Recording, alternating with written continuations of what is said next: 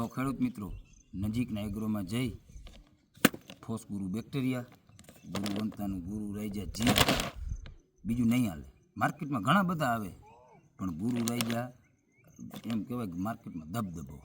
ઘણો ટાઈમથી ખેડૂતના ઘણા બધા ફોન આવે કે ભાઈ અમને આપો, અમને આપો, અમને આપો, પણ આપણે ઓનલાઈન વેચતા નથી. નજીકના એગ્રોમાં જવાનું, ગુરુ વંતાનું ફોસ ગુરુ અને ગુરુ વંતાનું ગુરુ રાઈજા જીઆર નજીકના એગ્રોમાં જઈને માગો. ન મળે વધુ માહિતી માટે ડિસ્પ્લે ઉપર નંબર આપેલા છે, એમાં કોન્ટેક કરો.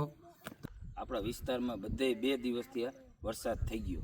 ઉપાધિ પાણીની હતી, બીજી ઉપાધિ હતી આપણી મગફળીમાં કાળી ફૂગ.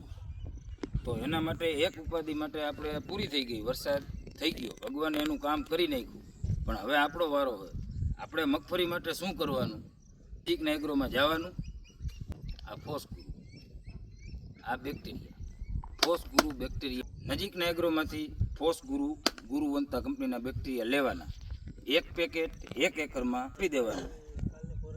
કેવી રીતે આપવું એ તમને હમણાં હાલો હું બતાવું.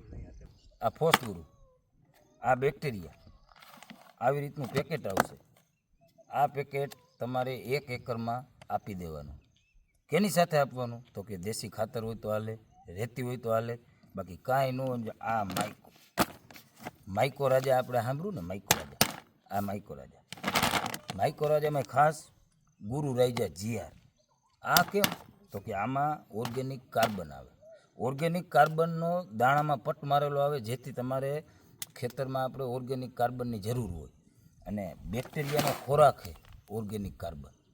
ઓર્ગેનિક કાર્બન સાથે તમે આના સાથે ભેળવી અને આમ કહેવાય કે તમે આમ નાખી દેવો, તમારે મગફળીમાં સફેદ ફૂગ, કાળી ફૂગ, મૂંડા કે વાયરવો કોઈ પણ જાતનો પ્રશ્ન રહેશે નહીં.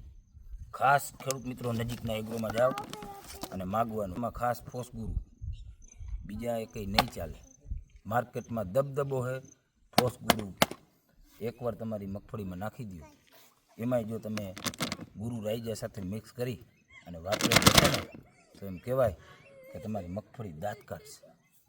મગફળી બોલશે કે મને ગુરુ વંતા કંપનીનું ગુરુ રાઈજા જીઆર અને ફોસ ગુરુ બેક્ટેરિયા મળી ગયા. મગફળી સીધી ઉતરતી બંધ. કાળી ફૂગ હોય, સફેદ ફૂગ હોય, મૂંડા, વાયરવોમ, બધા પ્રશ્નોનો તમારે ઉકેલ થઈ જશે. નજીકના એગ્રોમાં જાઓ, ફોસ ગુરુ બેક્ટેરિયા માગો. વરસાદ થઈ ગયો, વરસાદે એનું કામ કરી નાખ્યું. હવે ખાલી આપણે કામ કરવાનું હોય. નજીકના એગ્રોમાં જઈ અને ફોસ ગુરુ લેવાનું.